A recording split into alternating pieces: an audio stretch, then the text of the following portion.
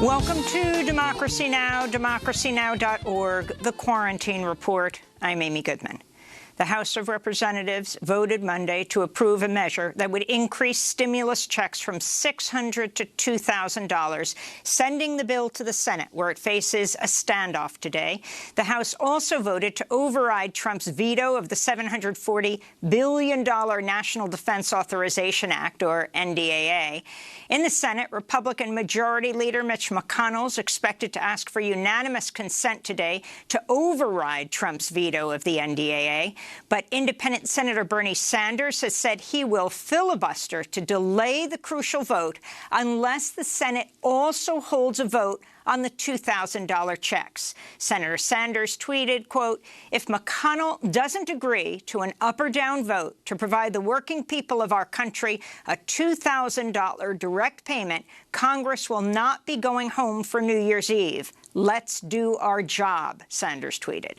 At least 12 Republicans would need to join the Senate's 48 Democrats to reach the necessary 60 votes to approve the $2,000 checks. We'll have more on the pandemic's toll on the U.S. economy later in the broadcast with Nobel Prize-winning economist Joe Stiglitz. The United States recorded over 168,000 new coronavirus cases Monday and 1,900 deaths. Hospitalizations hit a new record high of more than 121,000, with 40% of all ICU beds nationwide now occupied by COVID patients. In California, some Kaiser Permanente hospitals are now postponing non-urgent surgeries. The Martin Luther King Jr. Community Hospital in Los Angeles has converted its chapel and gift shop into makeshift COVID wards. And Huntington Hospital in Pasadena is rationing care for non-COVID patients who need ICU beds. This comes as the Transportation Security Administration says it screened nearly 1.3 million people at U.S. airports Sunday, the highest daily total since the start of the pandemic, as travelers shrugged off urgent pleas of public health officials to avoid travel during the pandemic. Russian officials admitted Monday their nation's COVID-19 death toll is more than 3 times worse than previously reported, saying more than 186,000 people have died of the disease. The new figure puts Russia's death toll at the 3rd highest in the world after the United States and Brazil. In Brazil, Vice President Hamilton Mourão said Monday he's tested positive for coronavirus and is taking the anti-malarial drug hydroxychloroquine, even though it's been shown to be ineffective at treating COVID-19. Brazil's official death toll is nearing 200,000, with more than 7.5 million confirmed cases. In Colombia, public health officials are condemning a plan by President Ivan Duque to exclude undocumented Venezuelans from a mass vaccination program set to begin in February. Bogota professor and public intellectual Alejandro Gaviria tweeted, quote, "Not vaccinating Venezuelans is a bad idea from an epidemiological perspective, but it's above all an unethical proposal," he said.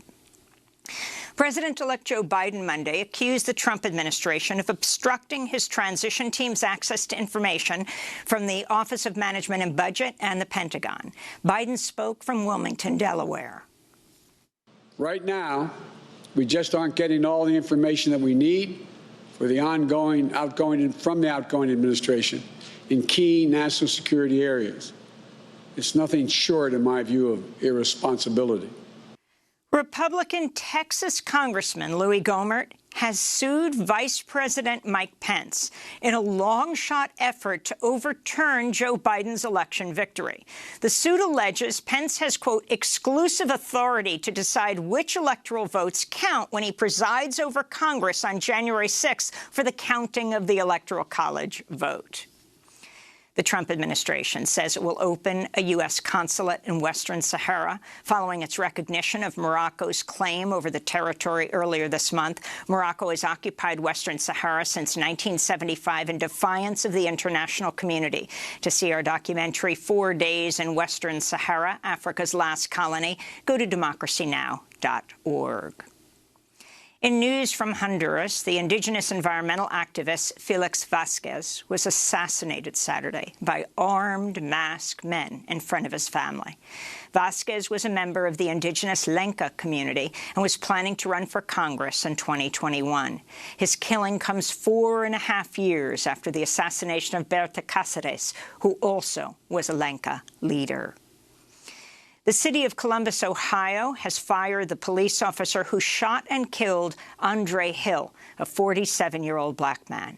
Officer Adam Coy also faces criminal and internal investigations after last week's fatal shooting when Coy opened fire just seconds after encountering Hill, who was unarmed. Officer Coy was not using his body camera properly at the time, and he failed to administer aid to Hill for several minutes as Hill lay dying. Coy has racked up dozens of citizen complaints since 2002, including a 2012 incident when he repeatedly smashed the head of a driver into a police cruiser during a traffic stop. In housing news, the state of New York has enacted a new law to protect most renters from eviction until May 1st if they're suffering from financial hardship related to the pandemic. Meanwhile, in Tacoma, Washington, housing activists have occupied a Travelodge motel to house over 40 people. The occupation began Christmas Day. And in Minnesota, police arrested a water protector Monday after she successfully delayed construction of Enbridge's Line 3 pipeline in an act of nonviolent civil disobedience. Emma Harrison spent several hours dangling from a 20-foot-tall tripod, blocking access to an Enbridge pipe storage yard before police were finally able to remove her. Indigenous activist and lawyer Tara Hauska live-streamed the protest. Police officers are threatening to cut down the young person who is suspended about 30 feet up in the air, risking her safety, risking her life. She could get really, really hurt. They just said that there's an ambulance standing by. That's their plan.